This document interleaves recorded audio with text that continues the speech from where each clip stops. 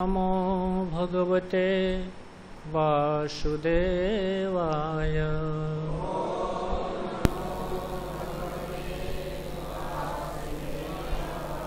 नारायणं नमस्कृत्य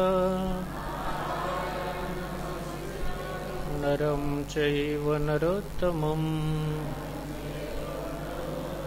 देवीं सरस्वतीं व्यासो ततो जयमुदीरये। नष्टप्रायेषु भद्रेषु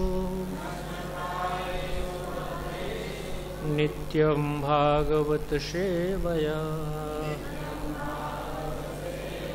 भगवती उत्तमश्लोके भक्तिर्भवति नैष्ठिकी।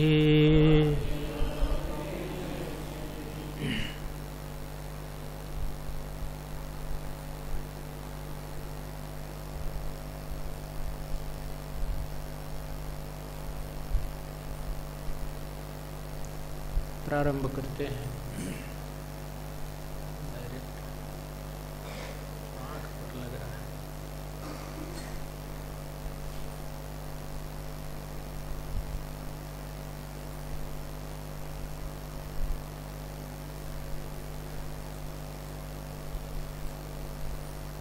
भगवत कृपा से हम और आप भगवान श्री श्री राधा श्याम सुंदर जी, कृष्ण बलराम, गौर निताई और श्रील प्रभुपाद जी के घर में बहुत ही सुंदर पवित्र स्थान पर पवित्र समय में बैठकर समसामयिक भगवान की लीला कथा, जिसमें अवतार कथा है, इसके विषय में श्रवण कर रहे हैं। भगवान की बहुत बड़ी कृपा है। ऐसा कहा है, भगवान की मंगलमयी कृपा जिस जीव पर होती है,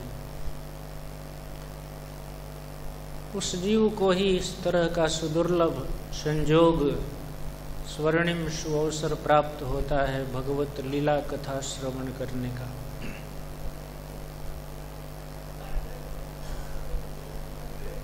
अन्यथा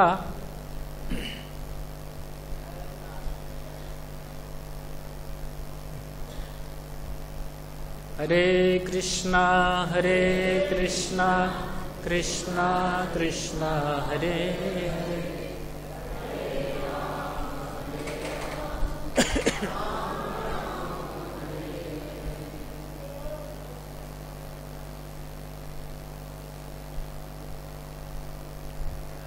तो भगवत कृपा से हम सबको, हम लोगों को, श्रील प्रभुपाद जी के इस पवित्र परिवार को श्रीधाम वृंदावन में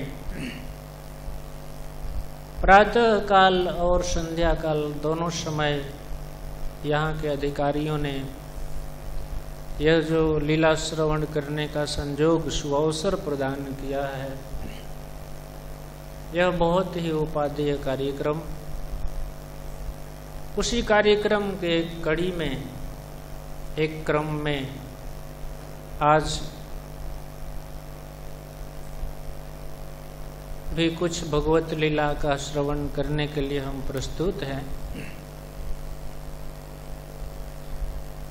बहुत सुंदर स्थान है ब्रजभूमि।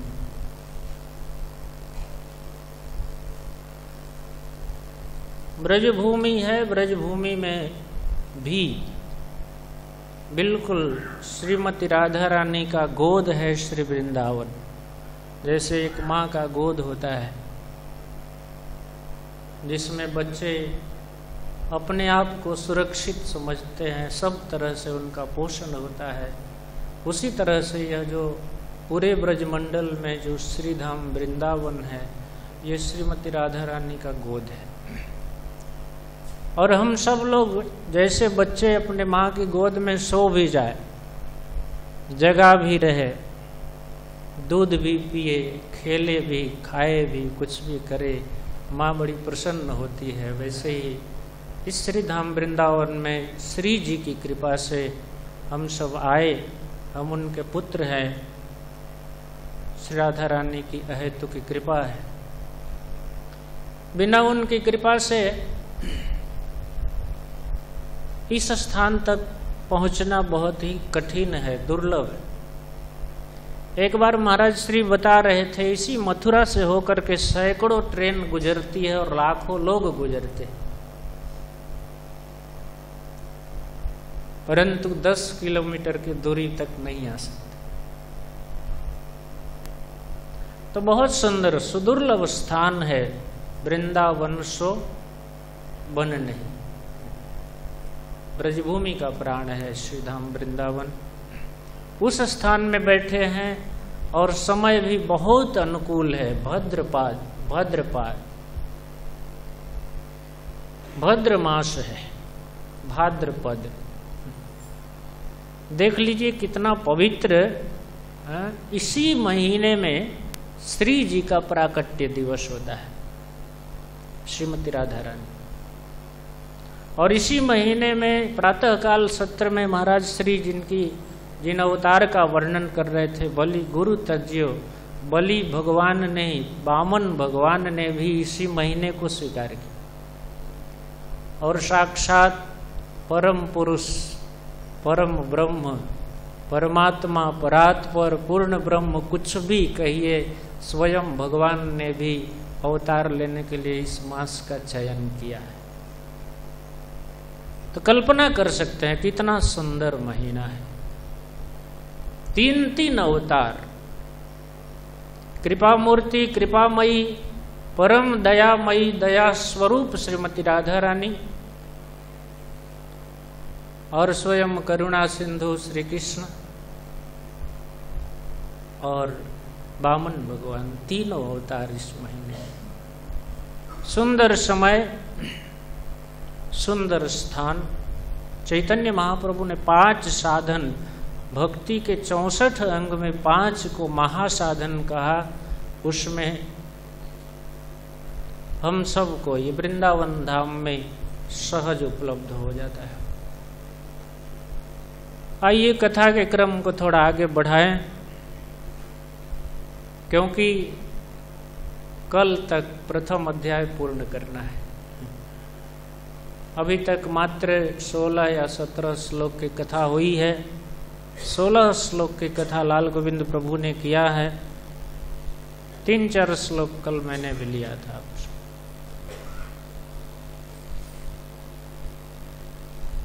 कथा बहुत है, कथा अमृत। और श्रीमद् भागवत महाराज परीक्षित के जो प्रश्न है वो गंगा की तरह, तत्पाद सलिलम यथा। यथा जिस प्रकार से भगवान के चरण कमलों से निकली गंगा पवित्र है, उसी तरह महाराज परीक्षित के प्रश्न केवल श्रवण करने मात्र से ही जीव को पवित्र करता है। प्रश्न पवित्र करता है। और ठीक महाराज श्री कहते हैं कि इसी तरह कृष्ण से संबंधित प्रश्न यदि न हो तो उसी तरह से तीनों काल में तीनों व्यक्ति को अपवित्र भी करता है। प्रभुपाद जी ने एक जगह लिखा है कि ये पूरा संसार, this whole world is full of question and answer. यह सारा संसार प्रश्नात्मक और उत्तरात्मक है। जहां जाएंगे दुकान पर, ये कैसे भाव है, ये सब्जी कैसे है, ये फल कैसे है, ये कपड़ा कैसे है, सामने वाला उत्तर देता है। ये प्रश्न है, सामने का उत्तर।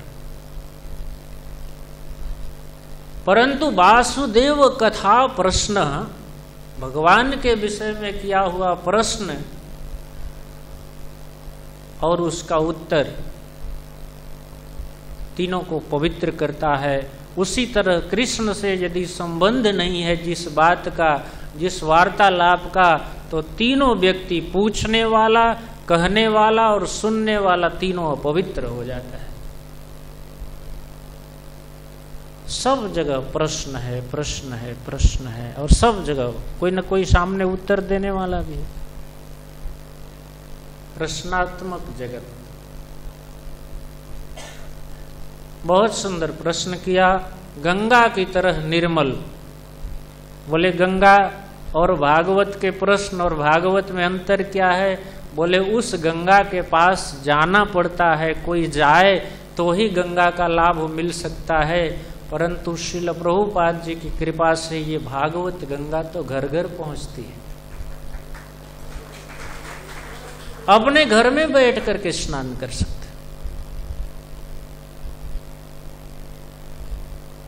और दूसरी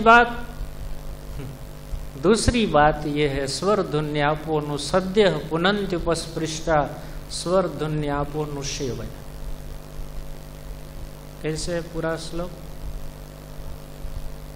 भागवत के प्रथम स्कंद के प्रथम अध्याय या द्वितीय अध्याय में है कि गंगा का सेवन यदि बहुत लंबे काल तक किया जाए, स्वर धुनि आपह, स्वर धुनि गंगा जी का नाम है, उसके जल को यदि अनुसेवन किया जाए तब लाभ देता है, परंतु यदि संतों के मुख से भागवत कथा श्रवण कर ली जाए तो सद्य पुनंती,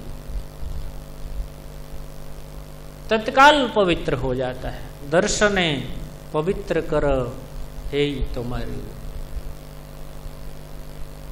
गंगार परश हैल पाश्चात पावन। उनका स्पर्श करने से पवित्र होता है जीव। और वैष्णव जो भागवत है, जिसके हृदय में भगवान है और भगवान की लीला है, कथा है, उनका नाम है, उनका स्मरण है, वह चलता फिरता तीर्थ है, उसके दर्शन मात्र से जीव पवित्र हो जाता है। भवद्विदा भागवता तीर्थ भूता स्वयं विभो। स्वयं तीर्थ, चलता फिरता दो भागवत, एक भक्त भागवत और दूसरा ग्रंथ भागवत। भगवान की मंगलमयी कृपा होती है तब ये दोनों भागवत का दर्शन होता है। अहेतु की कृपा हम सब लोगों को सहज बिना प्रयास का यह सुलभ है। गंगा में इतनी शक्ति कहां से आ गई? तीनों लोकों को पवित्र करती है, तीनों काल में, अनादि काल से और आज भी और अनंत काल तक पवित्र करती रहेगी। ये ताकत शक्ति कहाँ से प्राप्त हुई गंगा को? बोले तत्पाद सलिलम। केवल भगवान के चरणों का स्पर्श करने मात्र से, वह भी केवल अंगूठा, और अंगूठा में भी केवल नख का स्पर्श किया, गंगा में इतनी शक्ति आ गई कि पवित्र कर देती है। दर्शन मात्र से पवित्र करती है। बंधुओं, पूरे चरण से निकली हो। हालांकि भगवान के चरण में, नख में और अंगूठे में कोई अंतर नहीं है। अंगानि जस्य सकल इंद्रिय वृत्ति मंत्र। जिनके प्रत्येक अंग प्रत्येक इंद्रियों की वृत्ति और प्रत्येक अंग का काम करते हैं, भगवान में अंश और पूर्ण का भेद नहीं है। भगवान भगवान ऐसे जिनके चरण कमल के नख से निःसृत गंगा तीनों लोगों को पवित्र करती है, ऐसे गंगा के समान सुंदर महाराज परीक्षित का प्रश्न है। कथा प्रारंभ करते हैं सुखदेव गोस्वामी। यहां से भगवान के अवतार की प्रस्तावना देखिए। प्रातःकालीन सत्र में भगवान गर्भ में आ चुके और उन गर्भस्थ भगवान की प्रार्थना देवता कर रहे हैं, भगवान की स्तुति कर रहे हैं। ठाकुर जी गर्भ में हैं, वसुदेव और देव की जेल में, और जेल के भीतर, कंस के जेल के भीतर वसुदेव और देवकी, और देवकी के गर्भ के भीतर भगवान। और देवता, चूंकि देवताओं का शरीर ये मिट्टी का नहीं बना होता है, इसलिए देवता कहीं भी प्रवेश कर सकते हैं, कहीं भी स्थिर हो सकते हैं, टिक सकते हैं। हम सब लोगों के शरीर में क्या प्रधान है? मिट्टी प्रधान है। इसलिए मिट्टी ऊपर नहीं रह सकती। और देवताओं का जो श्री विग्रह शरीर होता है वो वायु प्रधान होता है। तो वायु जैसे ऊपर भी रह सकता है, नीचे भी रह सकता है, बहुत ऊपर और कहीं भी रह सकता है, नहीं भी दिखाई देगा, उस तरह से देवताओं का श्री विग्रह होता है। वायु प्रधान शरीर होता है। तो देवता आकर के प्रार्थना कर रहे हैं और यहाँ संध्याकालीन सत्र में अभी आने के लिए प्रार्थना करेंगे। परंतु कितना बड़ा सौभाग्य है, भगवान को यहाँ पर अवतरित होने के लिए यदि कोई विवश करता है तो देवता विवश करते हैं। देवताओं का कार्य बनाने के लिए, देवताओं की प्रार्थना से, कीर्तन से भगवान का अवतार। हरे कृष्णा कृष्णा कृष्णा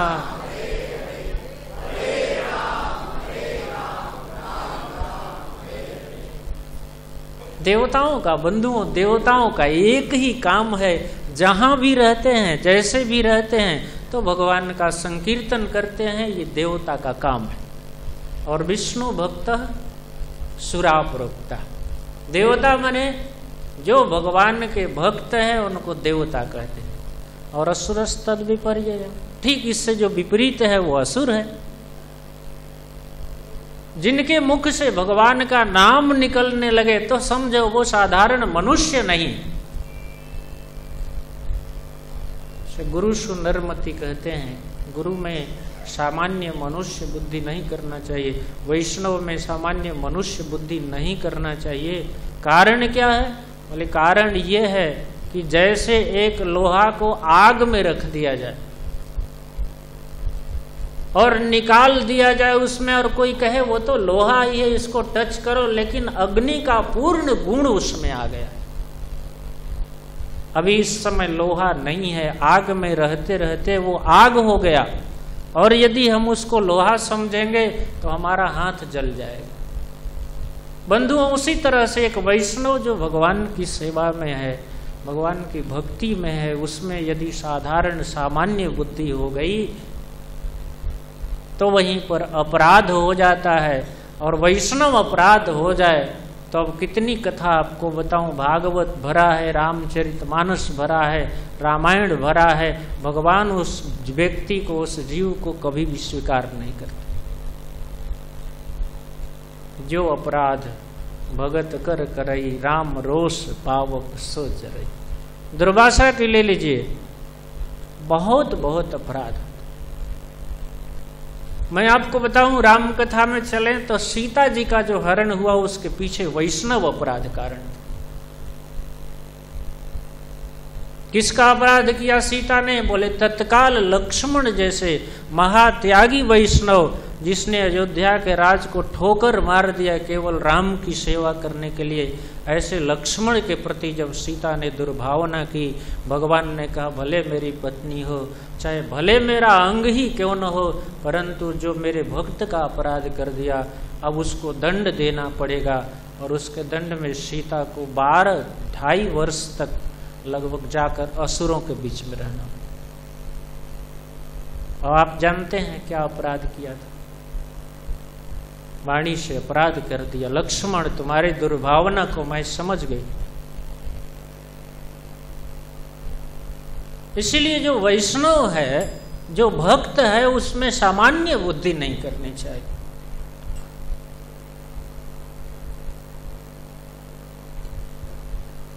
देवता बहुत बड़े भगवान के प्रतिनिधि हैं और देवताओं की प्रार्थना से भगवान यहाँ अवतार लेते हैं। कभी भी भगवान का अवतार हुआ, भक्त प्रार्थना करता है, पुकारता है प्रभु आइए आइए आइए, और तब भगवान अवतार लेते हैं। आइए कथा को थोड़ा सा भागवत के श्लोकों से आगे बढ़ाएं। भूमिर्दृप्त नृपव्याजई, नृपव्याज नाम क्या था? नृ मतलब मनुष्यों का, प माने पालन करने वाला, परंतु काम दैत्यानीक शतायुत। दैत्य का काम था, झुंड का झुंड। उस समय स्थिति क्या थी पृथ्वी की? झुंड के झुंड क्षत्रिय एक गैंग बनाकर, एक ग्रुप बना करके, और जिनको क्षत्रिय का अर्थ होता है छत्ते की तरह रक्षा करनी चाहिए। जो रक्षक था वही प्रजा का भक्षक हो गया था। 10-5 मिलकर के ग्रुप बना करके और लूटना, किसी के स्त्री को, किसी के धन को, किसी की प्रतिष्ठा को लूटना और इस तरह से भोग करना, यही काम रह गया था उन लोगों का। इस प्रकार से जब क्षत्रिय रूप असुरों के भार से पृथ्वी पीड़ित हो गई, आक्रांता भूरि भारे, आक्रांता का अर्थ होता है पीड़ित हो गई पृथ्वी, बहुत दुखित हो गई। और इस तरह से क्या भार हो गया? बोले आपस में जो जीव का एक दूसरे के प्रति द्रोह था, उस द्रोह के कारण पृथ्वी पर बहुत भार बढ़ गया और उस भार के कारण आक्रांता पीड़ित हो गई।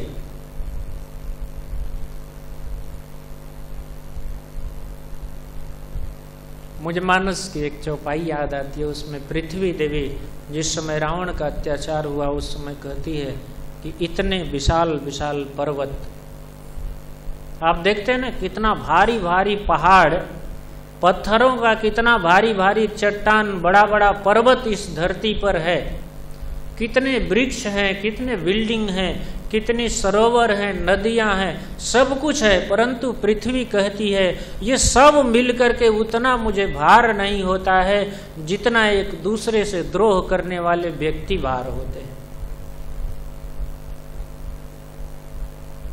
पृथ्वी एक माँ है, और जैसे दो बच्चे माँ के सामने ही, माँ के बीच में ही आपस में लड़ने लगे, द्रोह करने लगे, एक दूसरे को सताने लगे, तो माँ को कितना कष्ट होता है। अब ये तो माता और पिता और जिनके बच्चे आपस में लड़ते होंगे उनको अनुभव होगा। दोनों अपने हैं, दोनों के प्रति माँ का स्नेह है, परंतु माँ के सामने लड़ रहे हैं, माँ के ऊपर लड़ रहे हैं, माँ को इस तरह से कष्ट होता है। पूरा धरती क्षत्रियों के भार से, क्षत्रियों के उस उत्पात से, अत्याचार से, भ्रष्टाचार से व्याप्त हो गई, और इस तरह से भूरी भार, बहुत अधिक भार जब पृथ्वी पर हो गया, पाप का नहीं सह सकी, तब जब जब पृथ्वी पर भार होता है तब तब पृथ्वी इस जगत के सबसे बड़े व्यवस्थापक श्री ब्रह्मा जी के पास जाते हैं। भगवान ने इस विश्व ब्रह्मांड का नियंत्रण करने के लिए सबसे हाईएस्ट कंट्रोलर पर्सनालिटी जिसको कहते हैं GBC, ब्रह्मा जी को बनाया, गवर्निंग बॉडी कमीशन। और जब पृथ्वी असुरों के भार से पीड़ित हो जाती है, जब असह्य हो जाता है असुरों का भार, तब ब्रह्मा जी के पास जाती है। ब्रह्माणं शरणं जयौ आक्रांता भूरि भारेण ब्रह्माणं शरणं जयौ। ब्रह्मा जी की शरण में गए। ब्रह्मा जी कहाँ थे उस समय? ब्रह्मा जी का एक घर है और ब्रह्मा जी एक ऑफिस रखे हैं, घर में भजन करते हैं। ब्रह्मलोक जो है वहाँ पर घर है, वहाँ केवल भजन होता है, वहाँ के निवासी प्रायः भजन में लगे रहते हैं 24 घंटा, क्योंकि वहाँ पर कमाने की और बनाने की और खाने की कोई चिंता नहीं है। अरे ये खाने आने का प्रॉब्लम स्वर्ग से ही समाप्त हो जाता है स्वर्ग आदि में भी भूख भूख नहीं है। भूख नहीं है तो कैसे पीते हैं सोमरस और सब कैसे? बोले जितना इच्छा है उतना पीते जाएंगे, टेस्ट आता जाएगा, लेकिन पेट नहीं भरेगा। ऐसा नहीं होगा कि अब बस बस बस पीते जाओ, रस होता जाएगा। तेतम भुक्त्वा स्वर्ग लोकम विशालम, विशाल स्वर्ग लोक है, उसका सुख है। जितना आप भोग करेंगे, भोग का रस तो मिलेगा, लेकिन शरीर थकेगा नहीं, न सामान थकेगा। बंधु यहाँ की हालत तो ये है कि कितना भी बढ़िया चीज मिले या तो पेट थक जाएगा, नहीं तो सामान थक जाएगा। बहुत प्यास लगी हो, बहुत सुंदर जूस है सामने, 1 गिलास 2 गिलास 3 गिलास 4 गिलास, बाद में आदमी कहता बस बस बस बस, रहने दीजिए, हो गया बस। तो या तो भोग है वो सीमित भोग कर सकते, वहां पर इस तरह की सीमा नहीं है, वस्तु भी अनंत है और भोगने की कैपेसिटी जो क्षमता है वो भी अनंत है, जितना भोग सकते हैं। ब्रह्मा जी के लोक में ये सब भोग रोग नहीं है। वहां के निवासी केवल सत्य लोक है, केवल भजन करते हैं। और आपको एक चीज और बता दूं, प्रायः जो ब्रह्मलोक में जाता है वो कभी वापस नीचे नहीं आता है। 99% लोग वहां से सीधा भगवान के धाम में वैकुंठ में चले जाते हैं। अब आप विचार करो कितना सुंदर शुद्ध धाम है। एक छोड़ दिया ना प्रभु आपके लिए, एक आपके प्रश्न के लिए छोड़ दिया, 1-2 ऐसे हो सकते हैं। आ ब्रह्म भुवना लोका पुनरा, इसलिए मैं 100 नहीं कहा, ध्यान नहीं दिया आप।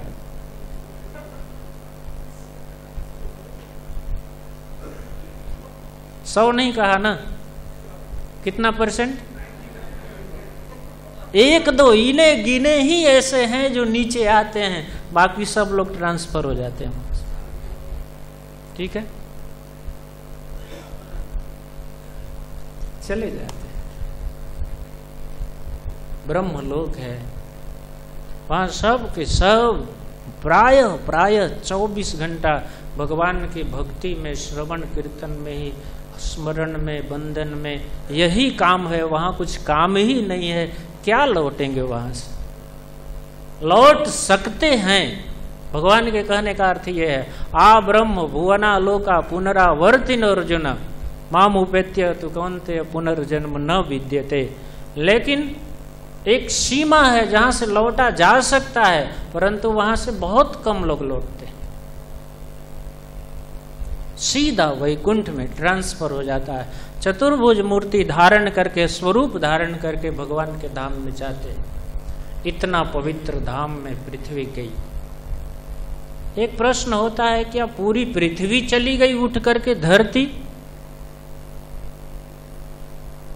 पूरी धरती जब उठ करके ब्रह्मलोक में चली जाएगी तो यहां कैसे रहेंगे लोग? बंधुओं, पूरी धरती नहीं गई। ये धरती जो है, धरती का, धरा का एक देह है। जैसे हम लोगों का देह है इतना लंबा चौड़ा, और इस देह के भीतर कम से कम लाखों करोड़ों जीवाणु हैं, आत्मा है।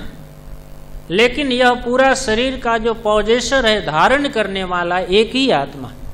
एक आत्मा को ये शरीर दिया गया है, परंतु इसके भीतर करोड़ों आत्मा है, जिनको हम सेल कहते हैं। लाल रक्त कण और श्वेत रक्त कण, इसके अंदर हजारों कीड़े हैं, वो भी जीव हैं। परंतु एक आत्मा को ये इतना बड़ा शरीर मिला है। उसी तरह से ये जो धरती आप देख रहे हैं, कश्मीर से कन्याकुमारी नहीं, एक ब्रह्मांड, एशिया, यूरोप, जो 7 महाद्वीप है, इस ब्रह्मांड को एक जो धरती है, ये धरती का इतना बड़ा स्वरूप है। और उस स्वरूप से माता धरती को जो स्वरूप मिला है, वो अपना स्वरूप लेकर के, धरती तो यहीं रहा, लेकिन धरती के अंदर जो धरती को धारण करने वाली वो पृथ्वी ब्रह्मा जी के पास में चली गई। बहुत घबरा करके, आक्रांता भूरी भारेण, भूरी भार से आक्रांत होकर के, भूरी का मतलब बहुत अधिक भार बढ़ गया था। आपस में लड़ना झगड़ना, एक दूसरे को कष्ट देना। पृथ्वी को, माँ को बहुत कष्ट होता है। और लड़ते किस लिए हैं, झगड़ते किस लिए हैं? बोले ये समय का प्रवाह है। आज सब जगह जहां देखिए वहां झगड़ा ही झगड़ा है। कली का अर्थ ही होता है झगड़ा, कलह। सब जगह विवाद है।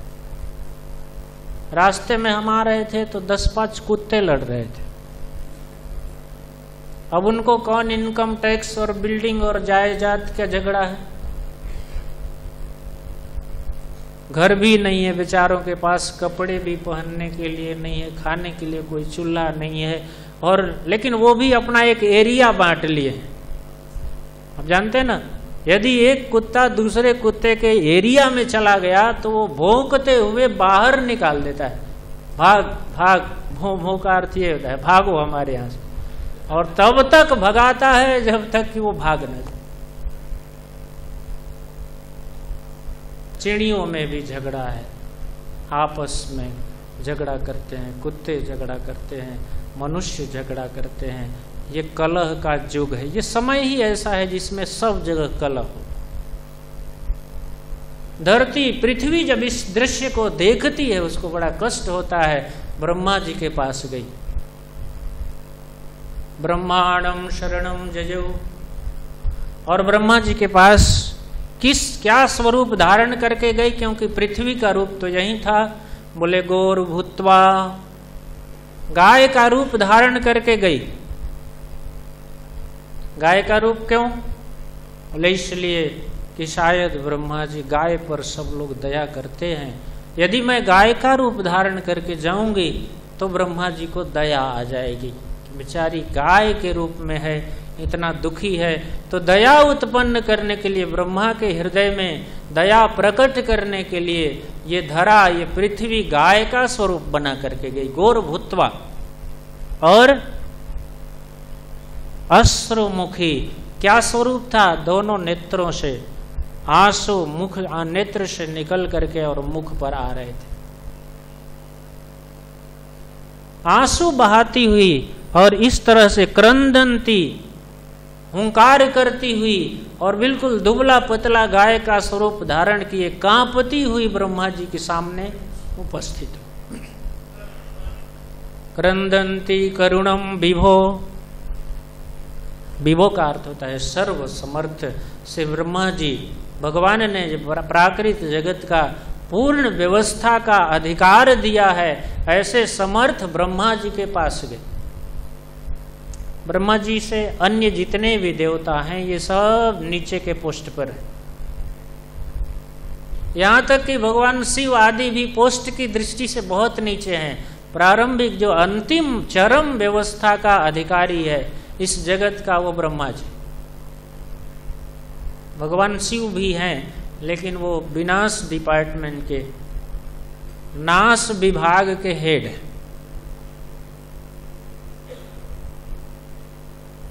तो ब्रह्मा जी के पास गई, गाय का रूप धारण करके गई, दोनों नेत्रों से आंसू प्रवाहित हो रहा था, और इतना आंसू निकल रहा था कि पूरा मुख भींगा हुआ था, और रंभा रही थी।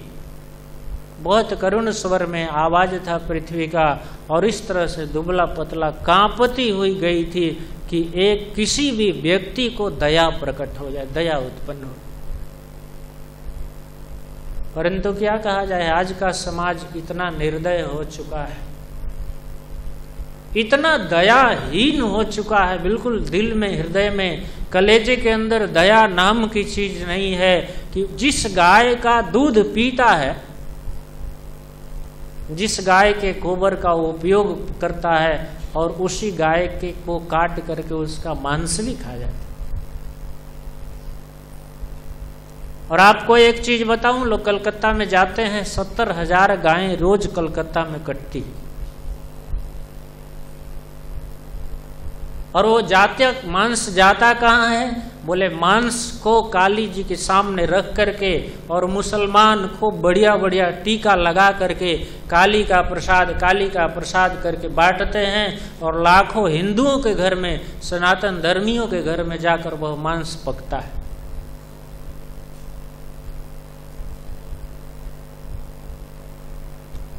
आपको आश्चर्य हो, भारतवर्ष है, जिन गाय की रक्षा करने के लिए भगवान इस वृंदावन में नंगे पांव घूम घूम करके दिखाया किस तरह से गोरक्षा होनी चाहिए, गाय की सेवा होनी चाहिए उस देश में, उस स्थान में इस प्रकार की दुर्गति। ये तो एक जगह की बात करते हैं। और इस तरह से हमारे देश के प्रथम प्रधानमंत्री ने 4 लाइसेंस दिया, काट सकते हो, आपको मालूम? गाय का स्वरूप धारण करके जा रही है पृथ्वी, शायद नहीं, निश्चित रूप से ब्रह्मा को दया आ जाएगी मेरी दुर्दशा को देखकर, मेरी स्थिति को देखकर उनको कृपा उत्पन्न होगी, और उस कृपा के परवश होकर के कुछ न कुछ उपाय श्री ब्रह्मा जी करेंगे। गौरभूत्वा अश्रुमुखी क्रंदन्ति करुणम विभो उपस्थितान्तिके तस्मै। ब्रह्मा जी उस समय कहाँ थे? घर में नहीं थे, ऑफिस में थे। ऑफिस कहाँ है ब्रह्मा जी का? सुमेरु नाम का एक पर्वत है, और उस सुमेरु पर्वत पर 7 कौम्भी नगर नामक नगर है, और उस 7 कौम्भी नगर में ब्रह्मा जी का ऑफिस, क्योंकि भजन करने का स्थान अलग और ऑफिस का स्थान अलग। वहां पर विश्व ब्रह्मांड की व्यवस्था देखने के लिए ब्रह्मा जी कुछ समय के लिए आते हैं, बाकी भजन। हरे कृष्णा हरे कृष्णा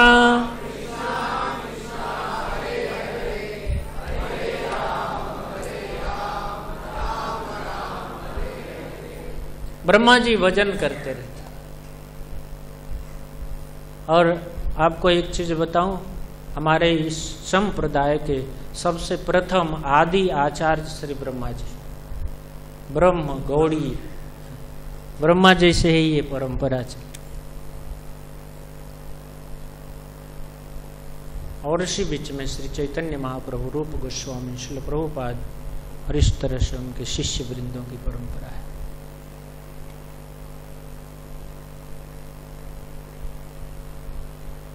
ब्रह्मा जी उस समय ऑफिस में थे जिस समय ये पृथ्वी गई है, सत्यलोक में नहीं थे। 7 कौम्भी नगर में सुमेरु पर्वत पर जहाँ ऑफिस है, वहाँ पर ब्रह्मा जी बहुत बड़े बड़े विश्व के अधिकारियों के साथ मीटिंग कर रहे थे।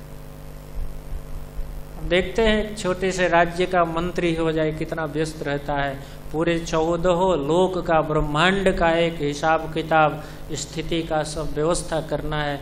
ब्रह्मा जी कितने बड़े बड़े अधिकारियों के साथ बहुत व्यस्त थे। उसी समय ये पृथ्वी गाय का रूप धारण करके ब्रह्मा जी के पास पहुंची।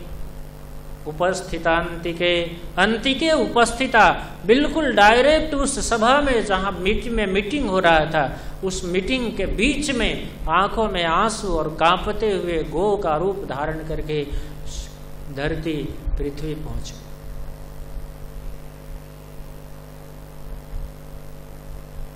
सारा मीटिंग बंद हो गया। ब्रह्मा जी जो विचार कर रहे थे, विश्व व्यवस्था का जो विचार था, वो स्टॉप हो गया, बंद कर दिया गया। और तत्काल सर्वप्रथम पृथ्वी के अपने इस दुख को, व्यसनम स्वम अवोचत, अपने व्यसन को, स्वम व्यसनम, अपने उस दुख को, पूरी दुख को, आद्योपांत, स्टार्ट टू एंड, बिल्कुल आदि से अंत तक जो दुख था पृथ्वी को, हमारे पुत्र ऐसे ऐसे अत्याचार कर रहे हैं। पृथ्वी माता ने ब्रह्मा जी को सब कुछ सुनाया। क्यों सुनाया? कारण ये है कि हम सब भी भगवान के अंश हैं, पुत्र हैं, और ब्रह्मा जी भी भगवान के पुत्र हैं। तो जो सबसे बड़े पुत्र हैं, मजबूत स्ट्रांग पुत्र हैं व्यवस्था की दृष्टि से, उनका नाम ही विधि। विधि का अर्थ होता है विधि विधान में कहीं भी त्रुटि हो उसको सुधारने का काम उनका है।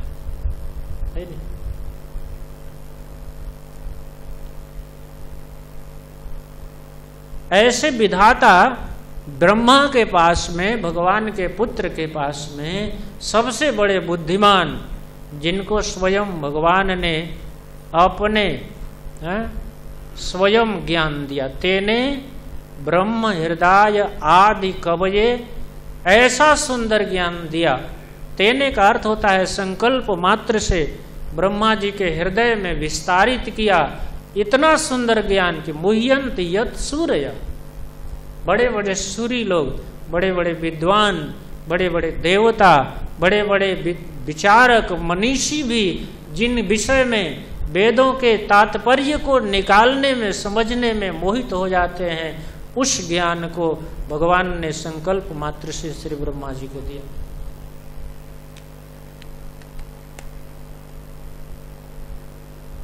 इसलिए कुछ ना कुछ तो उपाय निकालेंगे, हमारे दुख का कुछ ना कुछ तो उपाय निकलेगा। इस शुभ कामना को लेकर के पृथ्वी ब्रह्मा जी के पास गई। यहां से सुखदेव गोस्वामी अवतार की प्रस्तावना कर रहे हैं, प्राक कथन, इंट्रोडक्शन। और जाते जाते ही पृथ्वी ने अपने सारे दुखों को, कि हमारे ऊपर इतना इतना अत्याचार हो रहा है, आपके जो वंशज हैं, पुत्र हैं, ब्रह्मा जी के ही वंश परंपरा में हम सब हैं।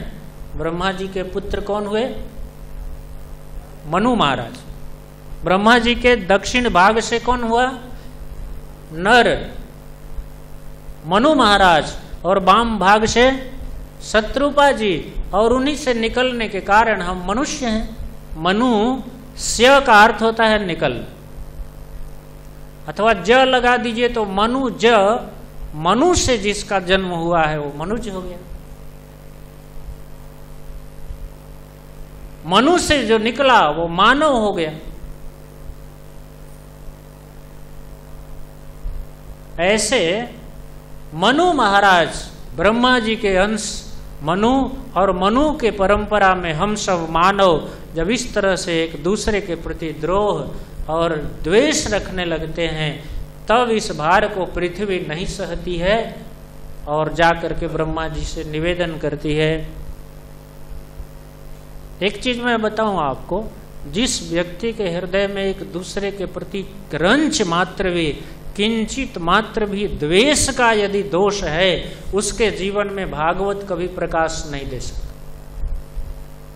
क्योंकि भागवत का एक बहुत बड़ा गुण दिया गया है, विशेषता दी गई है। इसको कौन समझ सकता है? जिसके हृदय में कोई असूया नहीं है, अनसूय वह है, वही इस भागवत को समझ सकता है।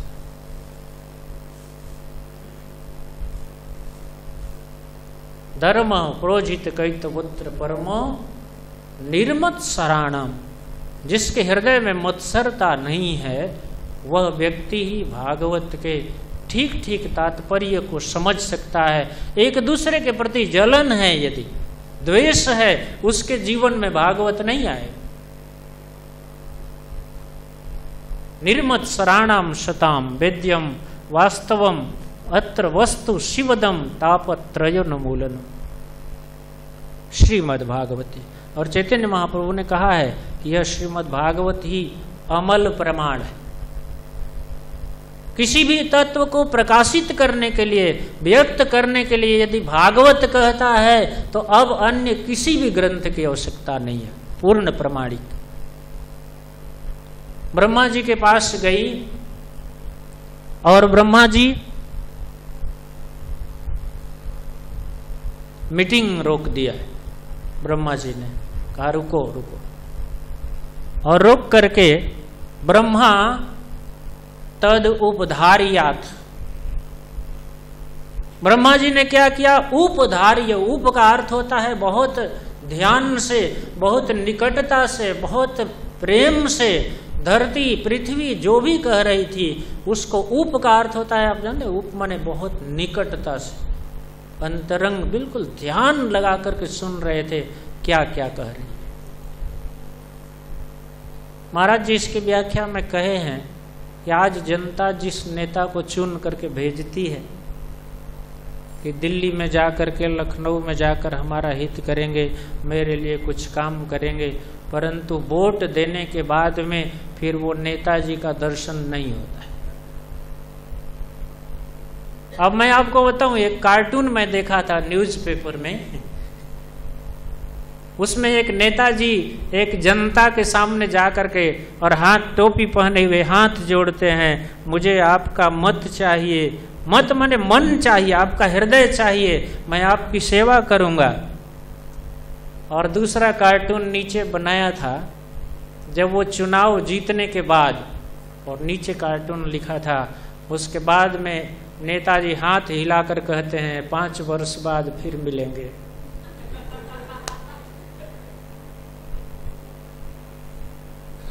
कब मिलेंगे?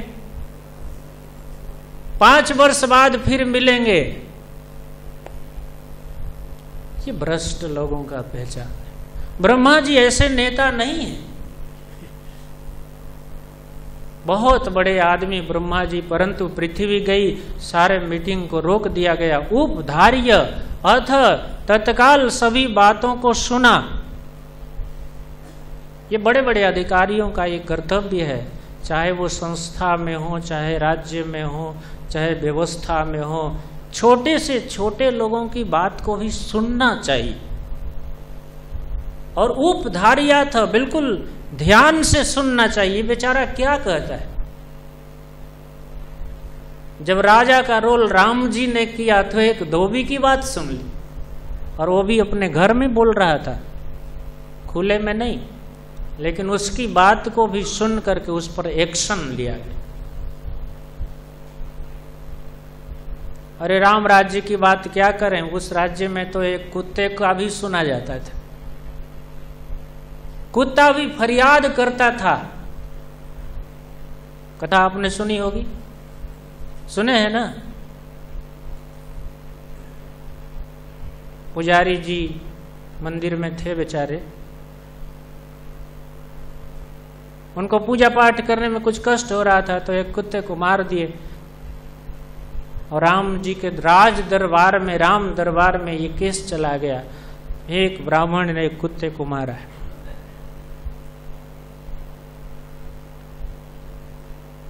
कुत्ते से भगवान राम ने पूछा, बोलो पंडित जी को क्या पनिशमेंट दिया जाए, क्या दंड दिया जाए? कुत्ते ने कहा, सरकार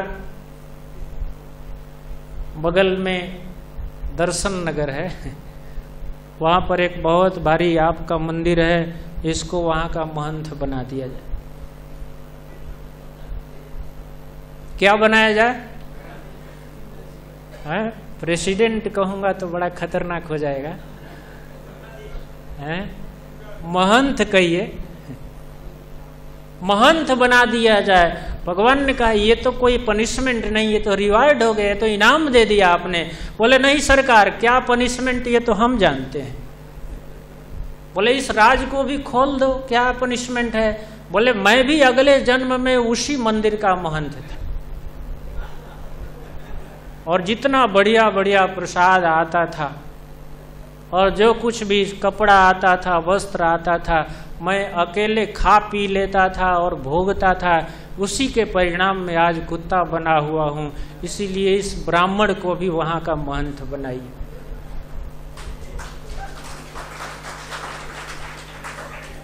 बंधुओं, एक कुत्ता का भी सुना जाता था। अभी त्रेता युग में ब्रह्मा जी के पास जब गई पृथ्वी, तो ब्रह्मा जी ने उपधार्या था, बड़ी ध्यान से माता पृथ्वी के दुख को, व्यसन को श्रवण किया।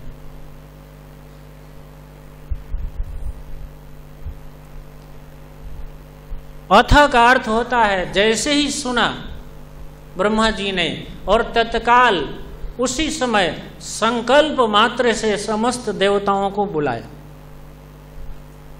और क्या किया? टेलीफोन किया होगा कि मोबाइल किया होगा? ऐसा नहीं है। ऊपर के लोगों में मोबाइल फोन की जरूरत नहीं है। ब्रह्मा जी के पास यहाँ से महाराज जी कहते हैं कि सैकड़ों गुना, लाखों गुना बड़ा हायर टेक्नोलॉजी है। ब्रह्मा जी के मन में आया कि ये देवता आना चाहिए, और तत्काल उसके हृदय में घंटी बजती है और वो आ जाएगा संकल्प मात्र से। ऐसा नहीं, हेलो यहाँ पर अब अर्जेंट बात है, बिल्कुल इमरजेंसी है, आप प्लीज आइए, हैं? मुंह बाई की जरूरत नहीं है। मोबाइल माने मुंह का बाई जो होता है ना, कुछ लोगों नहीं, आवश्यक है। कहीं भागवत हो रहा है, कहीं कार्यक्रम है, कुछ अच्छा दर्शन है, तो उसमें उसका सदुपयोग है, परंतु ज्यादा दुरुपयोग ही है उसका। ब्रह्मा जी ने कैसे खबर भेजा, स्वर्ग में भेजना है, इधर भेजना, उधर भेजना है, पूरे विश्व ब्रह्मांड के बड़े बड़े लोगों को बुलाना है, देवताओं को बुलाना है। अथः का अर्थ होता है ब्रह्मा जी ने 1 मिनट भी देर नहीं किया, जैसे ही पृथ्वी के दुख को सुने तत्काल संकल्प मात्र से उसी समय एक्शन लिया, एक्शन में आ गए ब्रह्मा जी। बोले तत्काल इसकी व्यवस्था करनी चाहिए। और क्या किए, समस्त देवताओं को तुरंत बुलाए। सहदेवई, उन देवताओं को साथ लिया, और तया सह, पृथ्वी को भी साथ लिया। माता पृथ्वी को कहा तुम भी चलो, क्योंकि अब ये हम ब्रह्मा और देवताओं के बस की बात नहीं है। इस पृथ्वी पर ऐसे ऐसे लोग थे जो देवताओं का यज्ञ भोजन ही बंद कर दी। स्वयं जो कंस ही था, उसके राज्य में कोई भी पूजा नहीं कर सकता, कोई हवन यज्ञ नहीं कर सकता। देवता तो खुद भूखे मर रहे थे। ब्रह्मा जी ने जब बुलाया, सब के सब लोग ब्रह्मा जी के पास गए। भगवान ने कहा, ब्रह्मा जी ने कहा सारे देवता, और तया का अर्थ होता है, तया मतलब पृथ्वी, तुम भी साथ में चलो। तुम्हारी दशा को, तुम्हारे इस रूप को जब ठाकुर जी देखेंगे, भगवान देखेंगे, तो उस करुणा मूर्ति के हृदय में निश्चित करुणा उत्पन्न होगी और कुछ न कुछ उपाय करेंगे।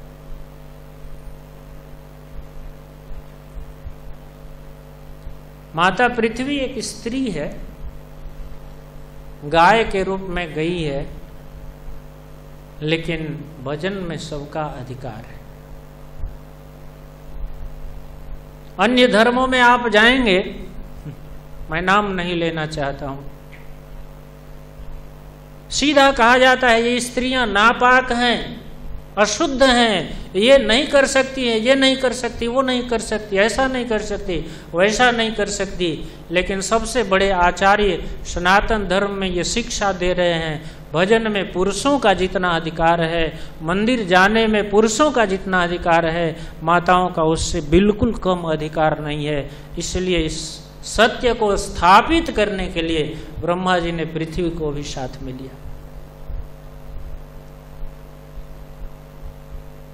अन्य धर्म आदि में यदि आप उस वंश में पैदा हो गए तो सीधे कहा जाता है घर में रहो, तुम कोई भी धार्मिक कृत्य नहीं कर सकती हो, तुम अशुद्ध हो।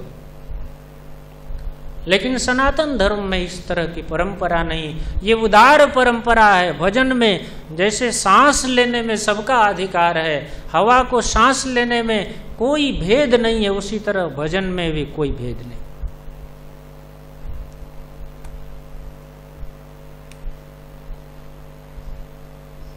सहदेवई, देवताओं को साथ, स्वयं ब्रह्मा जी तैयार हो गए, देर नहीं, तुरंत देवताओं को तैयार किए और पृथ्वी को कहे तुम भी चलो।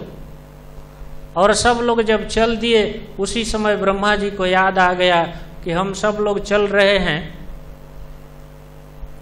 तो देवता तो आ गए, लेकिन देवों में जो श्रेष्ठ देव हैं कौन? महादेव, वो नहीं आए। तत्काल ब्रह्मा जी ने संकल्प मात्र से कहा कि शंकर जी, हे शिव जी, आप भी आ जाइए। ब्रह्मा जी ने सोचा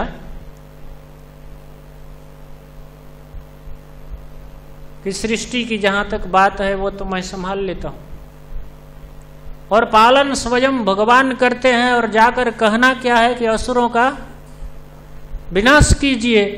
और उस समय भगवान यदि कहें कि अरे भाई विनाश के लिए मेरे पास आ गया, शंकर कहाँ है,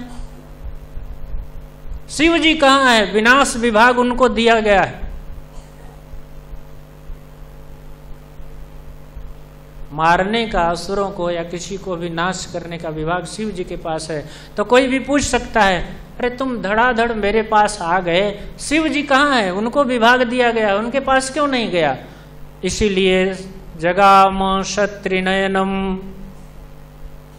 त्रिनयन के साथ भी भगवान शिव को भी बुलाया, आप भी आइए और आप कह दीजिएगा कि अब हमारे बस की बात नहीं है। रावण का अत्याचार हुआ, मानस में लिखा है, सीधा सारे देवताओं ने कहा मोर कछु न बसाई, हे नाथ अब हमारा कोई बस नहीं है, अब आप ही इस पृथ्वी के भार को दूर कर सकते हैं, आप ही असुरों का संहार कर सकते हैं। जब यह विधि व्यवस्था देवताओं के बस की बात नहीं रहती है तब भगवान अवतार लेते।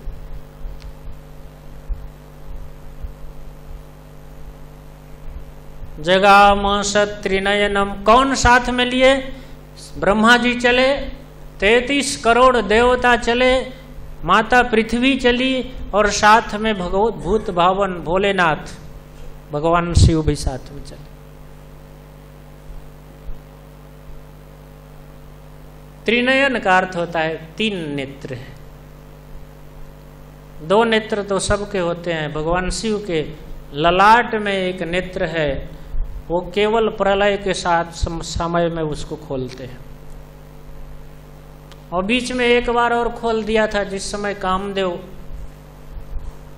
भगवान शिव के समाधि को, तपस्या को भंग करने गया था, उस समय भगवान शिव ने एक बार वो खोल दिया तो कामदेव जल करके खाक हो गया, राख हो गया, छार हो गया।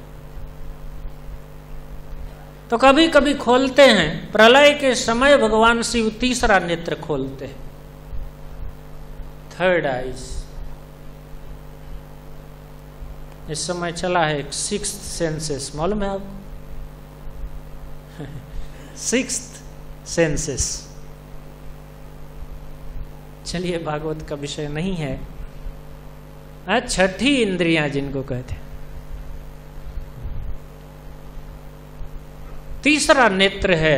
ऐसे त्रिनयन को जगत के विनाश करता, विनाश विभाग के जो मुख्य हैं, हेड हैं, उनको भी, शिव जी को भी बुलाया, बोले आप भी साथ में चलिए, आप भगवान के महान भक्त हैं, देवताओं में श्रेष्ठ हैं, महादेव हैं। आप जब आपको भगवान देखेंगे तब मान लेंगे कि अब ब्रह्मा, शिव, इंद्र, चंद्र, वरुण, कुबेर इत्यादि देवताओं के बस की बात नहीं है। जब हम सब एक साथ मिलकर के भगवान के साथ रोएंगे, उनके सामने विलाप करेंगे, प्रार्थना करेंगे, कीर्तन करेंगे, तब भगवान को दया आएगी और कृपा करके वो फिर यहाँ पर अवतार लेंगे। हरे कृष्णा हरे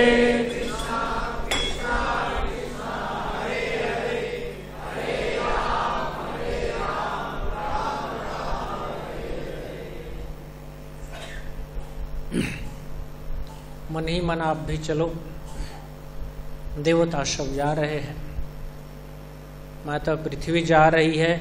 अब ये कहने की जरूरत नहीं है कि साथ में देवियां भी जा रही हैं, सब लोग जा रहे हैं। कहाँ जा रहे हैं? जगाम चल दिए।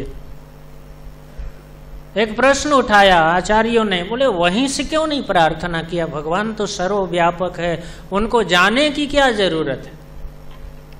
बोले ब्रह्मा जी एक बहुत बड़े गुरु हैं, आचार्य हैं, वो ये दिखा रहे हैं कि किसी बड़े आदमी से कोई काम जब कराना हो तो मोबाइल और टेलीफोन से उसको नहीं बताना चाहिए,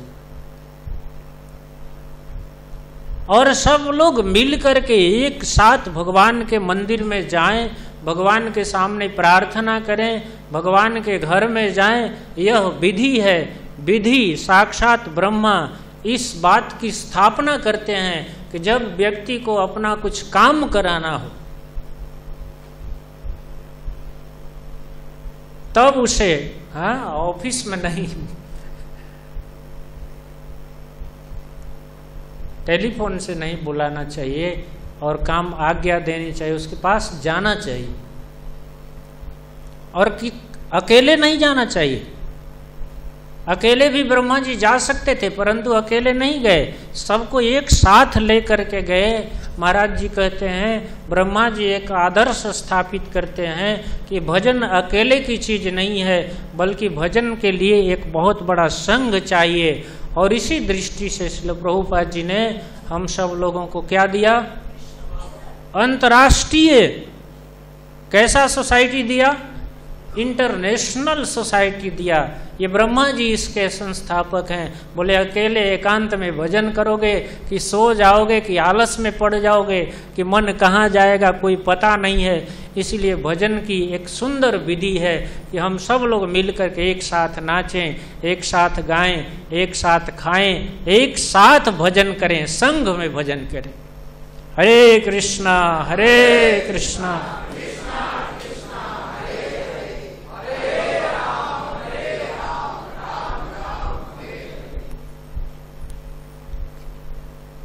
ब्रह्मा जी गए जगाम।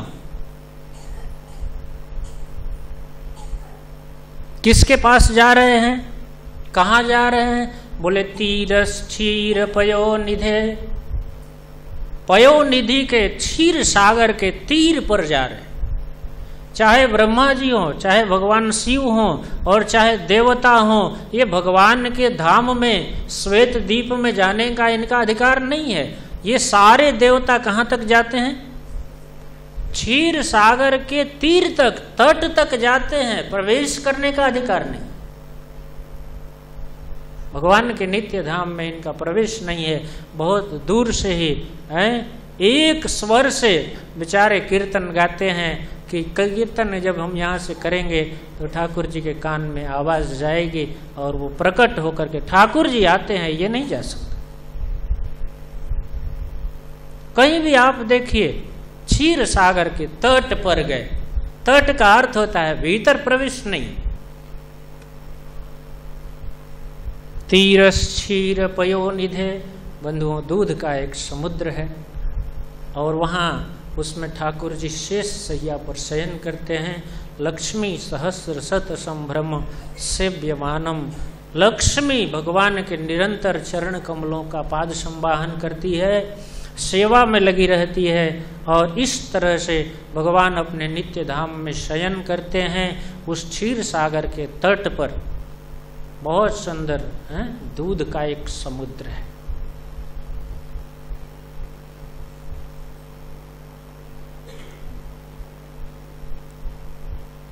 वृंदावन की भी लीला है। भगवान मैया जसोदा के साथ खेल रहे थे माखन माखन की बात, तो माता जसोदा ने कह दिया कि बेटा ये जो है चंद्रमा की बात आई। एक दिन भगवान मचल गए, हमको चंद्रमा चाहिए मैया, हम तो उसके साथ खेलेंगे। मैया ने कहा बेटा वो बहुत खतरनाक चीज है, अच्छा चीज नहीं है। बोले नहीं हमको तो वही चाहिए। बोले तुम देख रहे हो वो क्षीर कहाँ से निकला है? वो क्षीर समुद्र से निकला है। भगवान ने कहा भैया ये क्षीर समुद्र क्या है? बोले एक ऐसा स्थान है जहां दूध का समुद्र है। कन्हैया ने पूछा मैया कितनी गायों ने दूध दिया होगा कि वो समुद्र बन गया?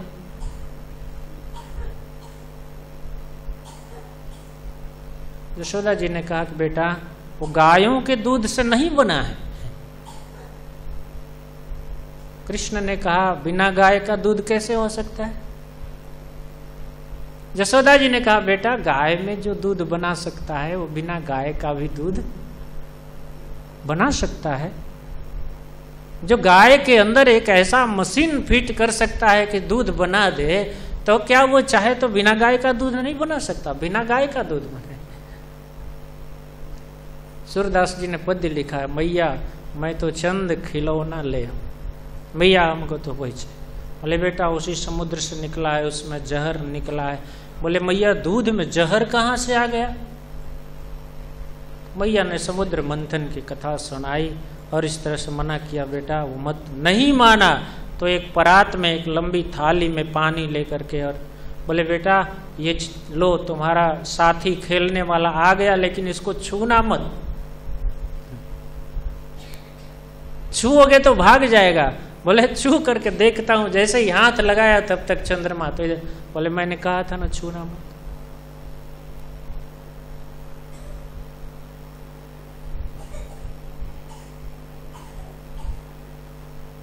दूध का एक समुद्र है। बंधुओं जो भगवान जो ईश्वर एक खारे जल का समुद्र बना सकता है, क्या वो दूध का समुद्र नहीं बना सकता? संकल्प मात्र से कुछ भी कर सकते हैं। आप ये जल के समुद्र के किनारे जाइए, कितना अथाह जल राशि है भरा हुआ। देखने पर भगवान का स्वरूप, एक प्रभाव, एक ऐश्वर्य याद आता है वो ये भगवान की सृष्टि है। जो खारे जल का समुद्र बना सकता है वो मीठे जल का भी समुद्र बना सकता है। और उसमें भगवान शयन करते हैं। देवता केवल उस क्षीर सागर के तट तक पहुंचते हैं।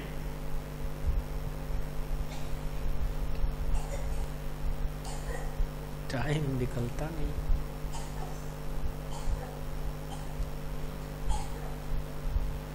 जगाम क्षत्रिनयनस तीर क्षीर पयोनिधे। पयोनिधि के तट पर सबको साथ में लेकर ब्रह्मा जी गए और सारे देवता भूखे हैं, उपवास किए हैं, रात्रि भर सोए नहीं है। कंस के भय से देवता भी नहीं सोते थे। बहुत दिनों से सोए नहीं हैं, भय से त्रस्त हैं और भूखे भी हैं। बिना खाए पिए निद्रा त्याग करके सारे देवता, पृथ्वी और गाय, ब्रह्मा जी, भगवान शिव, सब लोग मिल करके उस तट पर संकीर्तन प्रारंभ हो गया। हरे कृष्णा हरे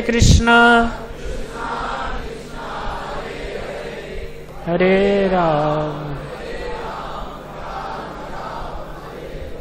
तत्र गत्वा जगन्नाथ।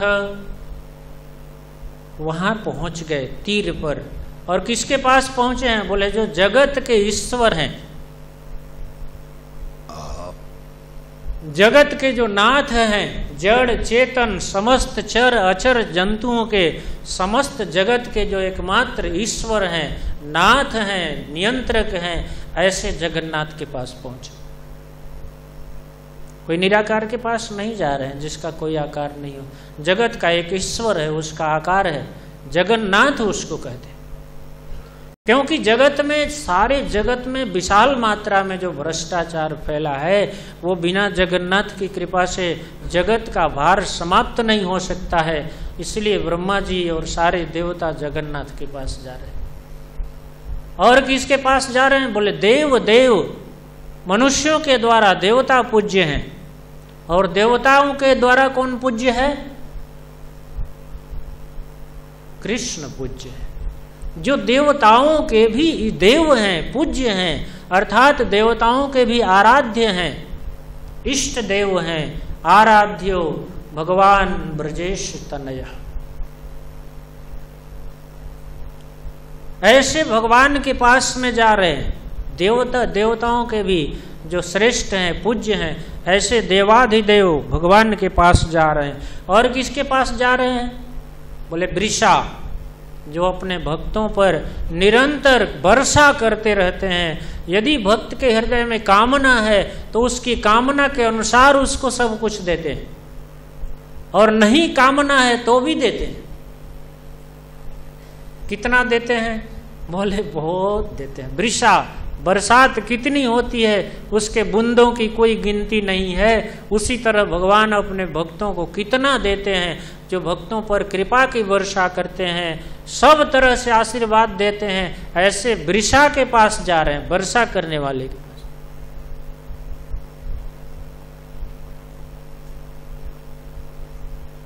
लंका का राज्य चाहिए था रावण को।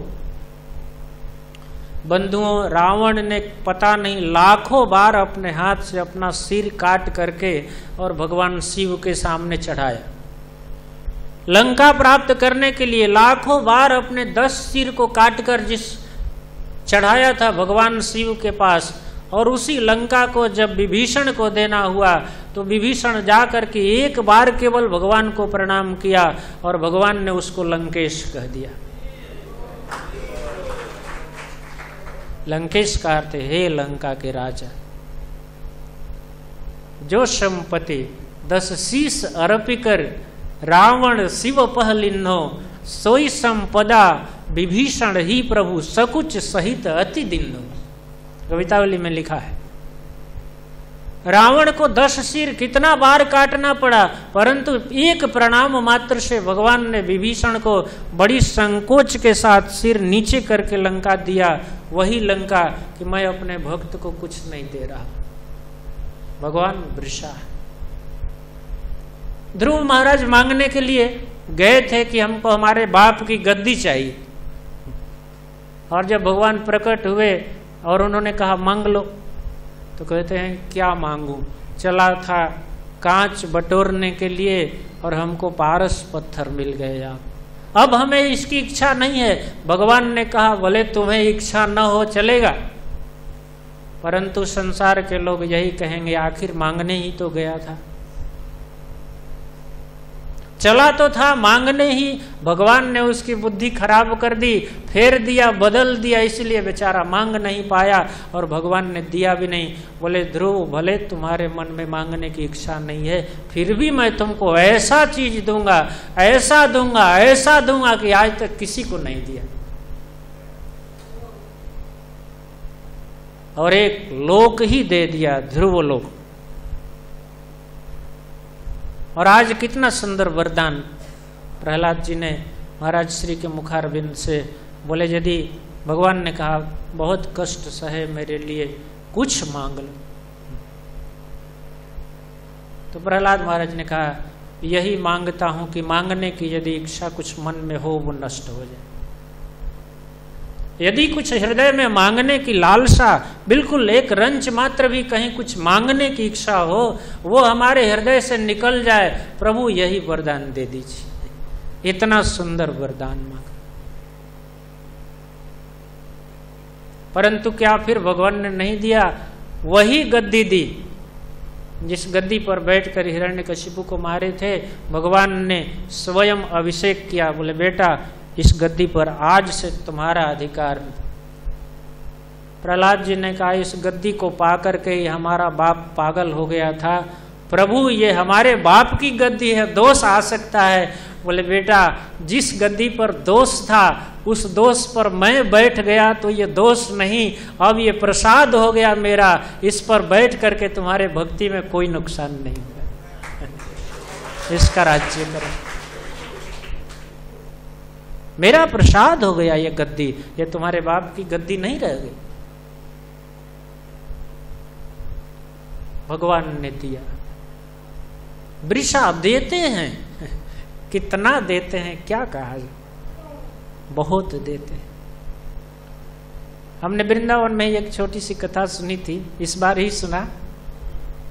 एक बालक है परिचित, वो ऐसे एक कथा सुना रहा था। किसी एक माँ को विश्वास नहीं हो रहा था कि भगवान देते भी, और बच्चे को बहुत भारी विश्वास था, अटूट श्रद्धा थी, भगवान देते हैं माँ। उन्होंने कहा कि यदि भगवान देते हैं तो चलो एक पाव खीर आज मंगा लो,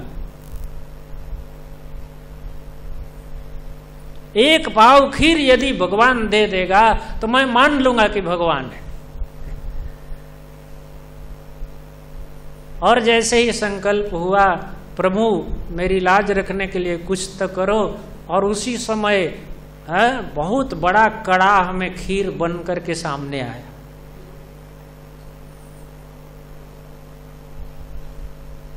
अब माँ देख करके दंग हो गई। बोले सही कहते हो बेटा, भगवान जरूर देते हैं, परंतु एक प्रश्न है। बोले क्या प्रश्न है? बोले मांगा था केवल पाव भर, इतना बड़ा कड़ाह क्यों आ गया? खीर कितना मांगा था? पाव भर मांगा था, और इतना बड़ा मात्रा में ये कड़ाह आ गया, कड़ाह का खीर आ गया, स्वीट राइस आया, तो पाव भर तो नहीं दिया। तो छोटा सा निरीह निर्दोष बालक ने कहा माता तुम्हारा पाव छोटा है, ये ईश्वर का पाव इतना ही बड़ा होता है। ये भगवान अपने हिसाब से देते हैं, उनका पाव बहुत बड़ा है, हमारा तुम्हारा पाव बहुत छोटा है। वृषा कपिम, भगवान देते हैं। आ कपिम का अर्थ होता है भक्तों के ऊपर यदि कोई कष्ट होता है, भगवान उन कष्टों को कपा देते हैं। भक्त के जीवन में उन कष्टों का कोई प्रभाव नहीं होता है। और आज आपने सुना, चाहे प्रहलाद महाराज हो, चाहे मीराबाई हो, चाहे कोई भी हो, जिस भक्त पर कष्ट हुआ, दक्षिण भारत में एक मंदिर है, उनको मारा गया, और भक्त को मारा गया, और मारने के बाद में जब पुजारी घर ठाकुर जी के भीतर गया तो उसने देखा कि उस भक्त पर कोई भी चोट नहीं लगा है, ठाकुर जी के श्री विग्रह से खून निकल रहा है। पूछा, जय जय आपको ये कष्ट कहाँ से मिली? बोले, भक्त के ऊपर यदि कोई भी खरोच डालता है तो मैं भक्तों पर उसका असर नहीं होने देता हूँ, वो सारा कष्ट मैं अपने पीठ पर ग्रहण करता हूँ। भगवान इस तरह से अपने भक्तों का स्नेह देते हैं। आ कपिम, भगवान उन कष्टों को कपा देते हैं। ऐसे प्रभु के पास देवता गए हैं, सारा कष्ट दूर होगा, भगवान सबके कामना को पूर्ण करेंगे, अवतार लेंगे, पृथ्वी का भार हरण करेंगे। और इस तरह से तत्र गत्वा जगन्नाथ देवदेव वृषा कपिम गए और पुरुष सूक्तेन, पुरुष सूक्त के द्वारा, वेद का एक सूक्त है, सूक्त का अर्थ होता है सुउक्त, सुंदर उक्ति से युक्त, जिसमें भगवान के अनेक दिव्य अपराकृत अंगों का वर्णन है। ऐसे चिन्मय अंगों का वर्णन से युक्त जो श्री सूक्त है, उस श्री सूक्त के द्वारा ब्रह्मा जी और समस्त देवताओं ने उपतस्थे समाहितः,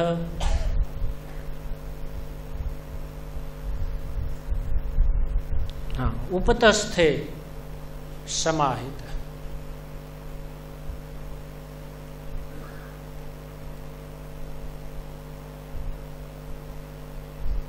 हरे कृष्णा कृष्णा कृष्णा हरे हरे, उपतस्थे समाहित, वहां पर उपस्थित हुए और उपस्थित होकर के और कीर्तन प्रारंभ किए। ब्रह्मा जी और देवता चाहे नया कोई श्लोक बना सकते थे, नया मंत्र भी गढ़ सकते थे, देवता बहुत संस्कृत जानते हैं, परंतु ब्रह्मा जी ने आदर्श स्थापित किया कि महाजनों ने जिस मंत्र का उच्चारण किया है, जो वेद विधि के द्वारा विधि है, उस विधि का ही पालन करना चाहिए, अलग विधि नहीं अपनानी चाहिए। इसलिए वेद विधि में जो पुरुष सूक्त है, उसी मंत्र के द्वारा भगवान को प्रकट किया और उसी मंत्र को हमारे महाप्रभु ने, श्रील प्रभुपाद जी ने बिल्कुल सस्ता बना करके भेजा है। उस पुरुष सूक्त मंत्र को ही महामंत्र के रूप में परिणित किया और सारे देवता, सारी देवियां, पृथ्वी देवी और ब्रह्मा जी, भगवान शिव उस तट पर जा करके भगवान को प्रसन्न करने के लिए कीर्तन गाने लगे। हरे कृष्णा कृष्णा कृष्णा हरे हरे, हरे राम राम हरे हरे। एक बार ही कीर्तन नहीं हुआ, कीर्तन बहुत देर तक चला और भगवान का एक वाक्य है, मद भक्ता यत्र गायन्ति,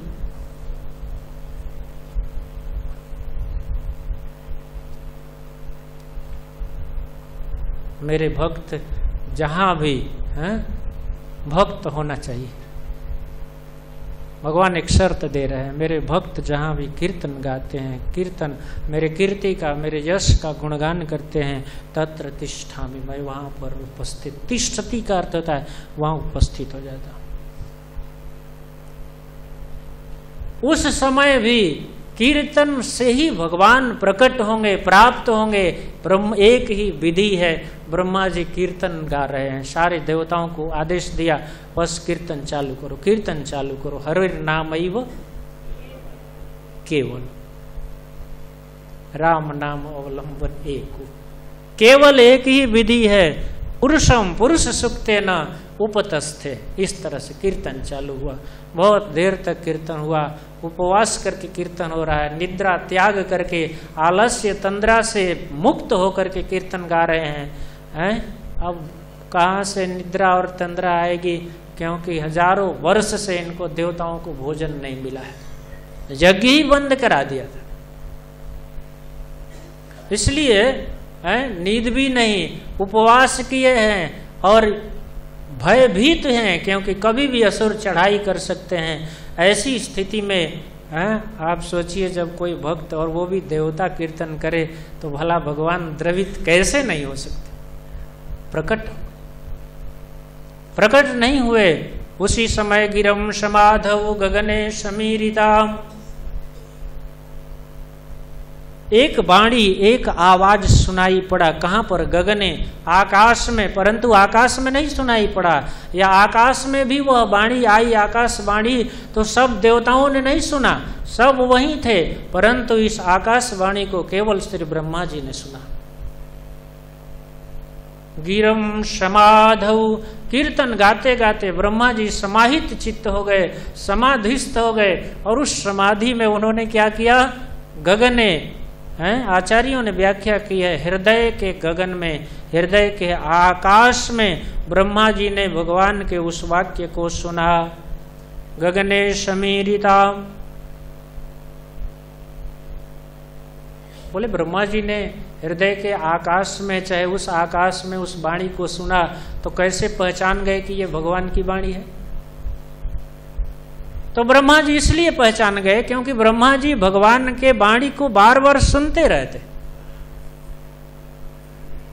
ब्रह्मा जी को सुनने को मिलती है। जैसे ही वह गगने समीरिताम वाणी गिरम आया, उसी समय ब्रह्मा जी समझ गए ये तो हमारे परम प्रभु की वाणी है। निशम्य,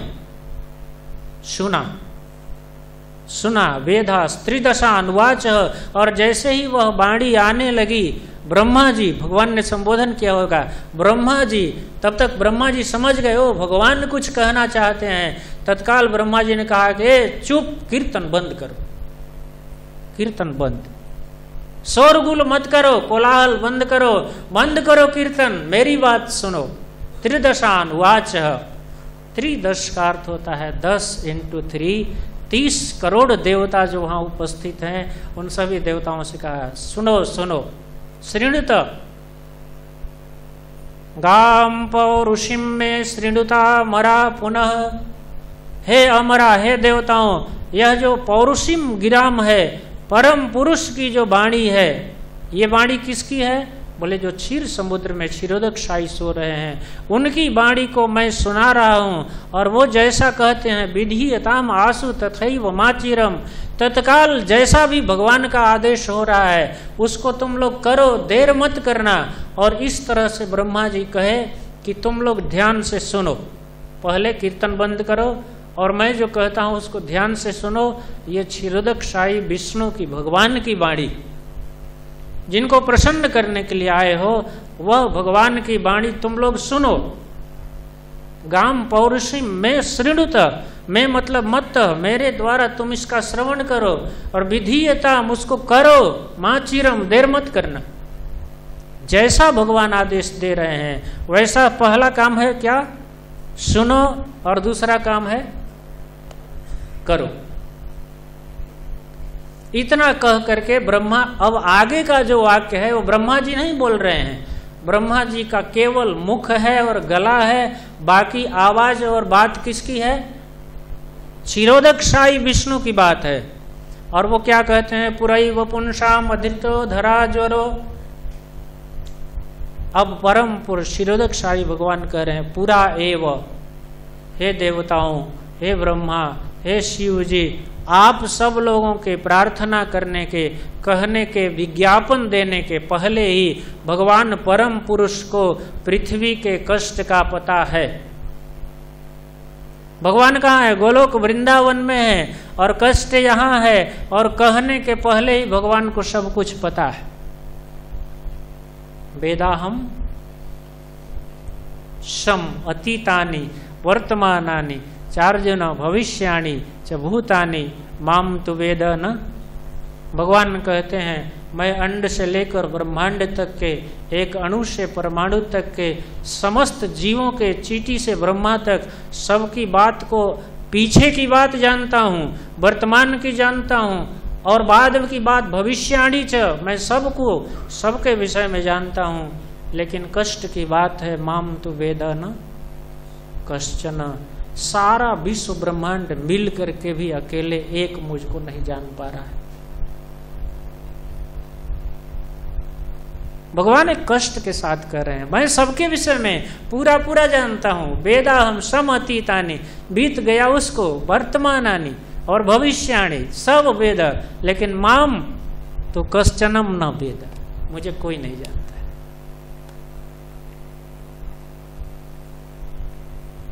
पुरा एव, पहले ही पता है, धरा ज्वरो पुरैव पुंसाम। एक बात ध्यान दीजिए, वो कह रहे हैं पहले से ही पुंसाम परम पुरुष को धरा का ज्वर पता है। बोल कौन रहा है? क्षीरोदक्षाई विष्णु बोल रहे हैं, और वो बोल रहे हैं कि परम पुरुष को पृथ्वी के ज्वर का पता है, मतलब जिनका अंश है क्षीरोदक्षाई विष्णु। ऐसे ईश्वर परम कृष्ण सच्चिदानंद विग्रह अनादिरादि गोविंद सर्व कारण कारण, जो क्षीरोदक्षाई विष्णु के भी कारण है, उन परम पुरुष के विषय में क्षीरोदक्षाई विष्णु कहते हैं उस परम पुरुष को पहले से ही धरा के ज्वर का पता है। और बंधुओं, धरा पूर्व जन्म में जो जशोदा जी हैं वो धरा नाम की स्त्री हैं, और नंद बाबा हैं वो द्रोण नाम के वसु हैं। द्रोणो वसु नाम प्रवरो हैं, वसु श्रेष्ठ हैं द्रोण नंद बाबा। और जो जशोदा जी हैं पूर्व जन्म में धरा हैं, उन्होंने बहुत भारी मात्रा में तपस्या की, और जब ठाकुर जी प्रसन्न हो गए तो उनके बाल स्वरूप का आनंद, उनकी लीला का आनंद लेने के लिए उन्होंने भगवान से वरदान मांगा।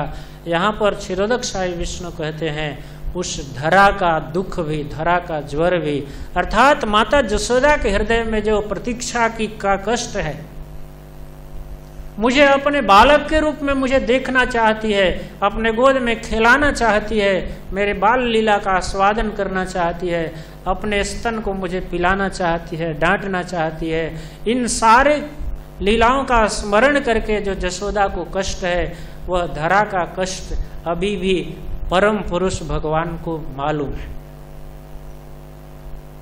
बोले बिना बताए, बोले पूरा एव, पहले ही। पुरैव पुंसाम वधितो धरा ज्वरो। और तुम लोगों का काम क्या है? भवद्भिरंश जदसुपजन्यताम, तुम जितने भी ये देवता हो सबके सब एक एक अंश से जाकर के जदुवंश में जन्म ले लो। कब तक जन्म लेना पड़ेगा? स जाव दुर्व्याम भरमीश्वरेश्वर स्वकाल सत्या क्षपयश्चरेत भुवि। जब तक अपनी काल शक्ति के द्वारा इस पृथ्वी के भार का हरण नहीं कर लेते हैं, तब तक तुम सारे देवता अपने अंश से जाकर के जदुवंश में जन्म लो। अंश से इसलिए कि अब भगवान ब्रह्मा जी कह देते कि सब लोग जाकर के स्वर्ग को खाली करो और जदुवंश में जन्म ले लो, तो स्वर्ग में कोई व्यवस्था नहीं रह जाती। तो देवताओं में ऐसी शक्ति है कि एक अंश से स्वर्ग में भी रह सकते हैं, एक अंश से यहाँ भी आ सकते हैं। इसलिए बंधुओं, जो जदुवंश में प्रायः जितने भी थे, सर्वे वही देवता प्रायः। नारद जी जब आगे कंस से कहते हैं, तब कहते हैं कंस तुमको मालूम नहीं है, ये जितने भी जदुवंश में पैदा हुए हैं इस समय तुम्हारे आसपास, ये सब के सब सर्वे वही देवता प्रायः, ये सब के सब प्रायः देवता हैं, और सब तुमको मारने के लिए ही प्रकट हुए हैं। ये सब तुम्हारी मृत्यु में सहायक होंगे। नारद जी ने इसलिए कहा कि अभी भड़क करके ये अपना अत्याचार का जो प्रतिशत है, परसेंटेज है, बढ़ा दे, और भगवान जल्दी आए। तो जब तक पृथ्वी का भार हरण करने के लिए ईश्वरों के भी ईश्वर, ईश्वरों के भी ईश्वर अपने काल शक्ति से जब तक इस धरती का भार हरण नहीं करते हैं, तब तक तुम लोग जाकर के जदुवंश में अवतार लो। इतना पक्का हो गया कि भगवान का अवतार कहाँ होगा? जदुवंश। देवताओं को, ब्रह्मा जी को बहुत बड़ा आश्वासन हुआ, अवतार होगा। किस कुल में होगा? बोले जदुवंश में होगा। तब हुआ कि भाई जदुवंश तो बहुत बड़ा है, उसमें कोई स्थान होगा, कोई व्यक्ति होगा।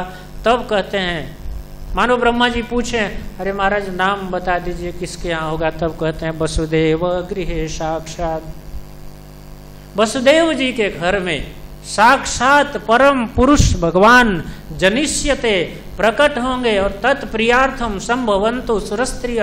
और जितने भी देवता है तुम जदुवंश में अवतार लो, और तुम्हारी जितनी भी स्त्रियां हैं इनको भी स्वर्ग में मत बैठने दो। ये भी जाकर के भगवान की 16,108 पटरानी होंगी, करोड़ों करोड़ों गोपी होंगी, उन भगवान के प्रियाओं का प्रिय करने के लिए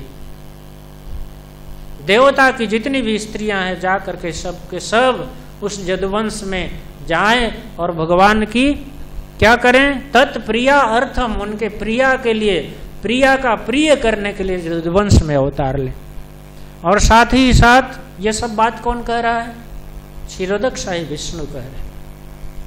वासुदेव कलानंत सहस्र बदन स्वराट, वासुदेव के ही कला जिनको अनंत कहते हैं, 1000 मुख वाले परम स्वतंत्र भगवान से पहले जन्म लेंगे और भगवान का प्रिय करेंगे। क्षीरोदक शाही विष्णु यह भी बता रहे हैं कि भगवान के आने के पहले भगवान का ही एक दूसरा स्वरूप श्री बलराम जी अनंत शेषनाग सहस्त्र बदन भगवान के आने के पहले अवतार लेंगे। और साथ ही साथ विष्णुर माया भगवती, भगवान की जो माया है अर्थात वैष्णवी, विष्णु वैष्णव है, भगवती है जो भगवान की है। भगवती का अर्थ क्या होता है? जो भगवान की है। और वैष्णवी मतलब जो विष्णु की है वह अवतार लेगी। कौन वैष्णवी, कौन भगवती? बोले जया सम्मोहितम जगत, जिनके बहिरंगा प्रकाश से महामाया के वश में होकर के सारा जगत भ्रमित है, भगवान से अलग है और दूर है, वह देवी भी प्रकट होगी। और आदिष्टा प्रभुडांसेन कार्यार्थे संभविष्यति, वह भगवान का कार्य बनाएगी। अब क्या क्या कार्य बनाएगी? नंद यशोदा को मोहित करेगी, सबसे पहले कंस को मोहित करेगी। क्या मोहित करेगी? बोले माया का, इस वैष्णवी का, भगवती का बहुत काम होगा। पहला काम ये होगा कि जब भगवान प्रकट होंगे तो जो वसुदेव जी के पैर में बेड़ी लगा है उसको तोड़ देगी। और दूसरा, अलीगढ़ का जो ताला लगा है कंस के जेल में, जानते हैं ना, अलीगढ़ बगल में है, यहाँ का ताला बहुत प्रसिद्ध है, स्पेशल ताला कंस लगाया था। बोले वो अपने आप खुल जाएगा। और जो उसका बहुत विशाल मजबूत किवाड़ है वो, बोले इतना विशाल किवाड़ खुलेगा तो आवाज नहीं होगा। तब सुखदेव गोस्वामी कहते हैं किवाड़ उस तरह से माया के प्रभाव से खुला जैसे सूर्य उदय होने पर अंधकार नष्ट हो जाता है। सूर्य उदय होने पर अंधकार नष्ट करने में आवाज नहीं होती ना, उसी तरह से किवाड़ खुल गया। सारे पहरेदारों को सुलाएगी, कुत्तों को सुलाएगी। और ये तो यहाँ पर काम करेगी महामाया का, और योग माया का काम जाकर गोकुल में करेगी कि वहाँ भी किसी को पता नहीं चलेगा, यहाँ तक कि जसोदा को भी पता नहीं चलेगा क्या प्रकट हुई है, बच्चा की बच्ची, कौन आया कौन ले गया।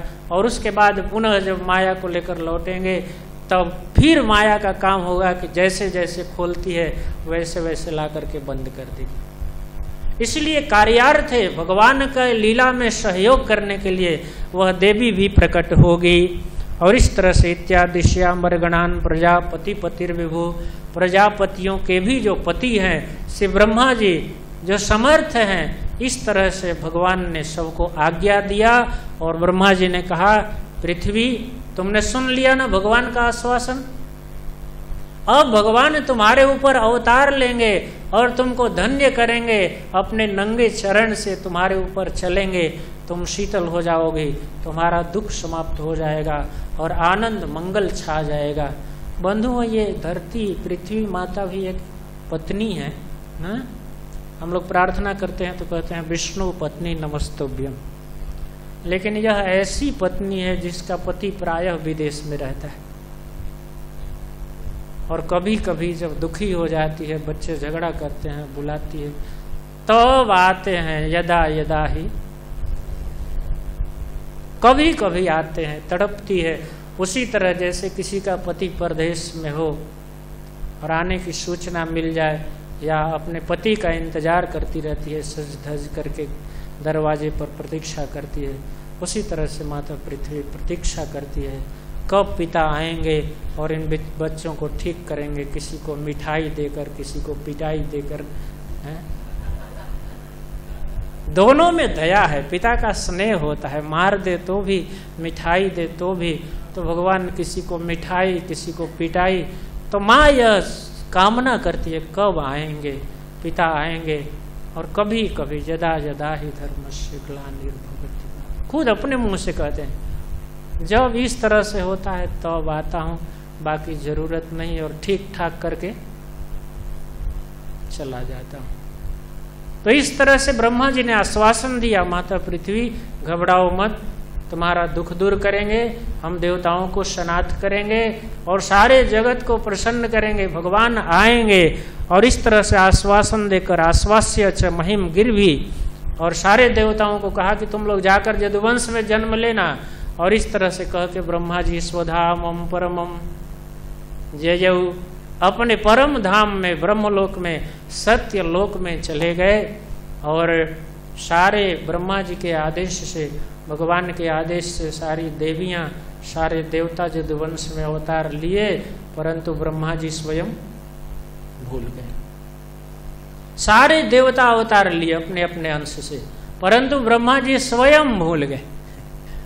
कभी कभी बहुत बड़े बड़े लोगों से भी बड़ी गलती होती। छोटे छोटे लोग जो होते हैं ना, वो छोटी छोटी गलती करते हैं, और बड़े लोग छोटी गलती नहीं करते, बहुत बड़ी बड़ी गलती करते हैं। और ब्रह्मा जी जब भूल गए ना, इसीलिए उनको जब आए तो भ्रम हो गया कि ये भगवान जिनके लिए प्रार्थना कर रहे हैं, गर्भ में प्रार्थना कर रहे हैं, वही भगवान जब आ गए लीला कर रहे हैं, सामने जब देखे तो देख करके भ्रम हो गए। किसको भ्रम हुआ? ब्रह्मा जी को भ्रम हुआ। संसार के लोग यदि भ्रम में है, नहीं विश्वास करते हैं, तो ये क्या आश्चर्य है। ये सब भगवान की दिव्य लीला है, और इस तत्व को ठीक ठीक वही जान पाता है, हैं? भक्त्या माम अभिजानाति यावन जस्चास्मि तत्वतः। बंधुओं, पृथ्वी भी प्रसन्न होकर चली गई, देवता भी चले गए, ब्रह्मा जी स्वधामम परमम जयऊ। और हम भी अब यहीं पर विराम करते हैं, हम लोग भी आरती में चलेंगे। समय हो गया, यहीं पर विराम करता हूँ। हरे कृष्णा कृष्ण कृष्ण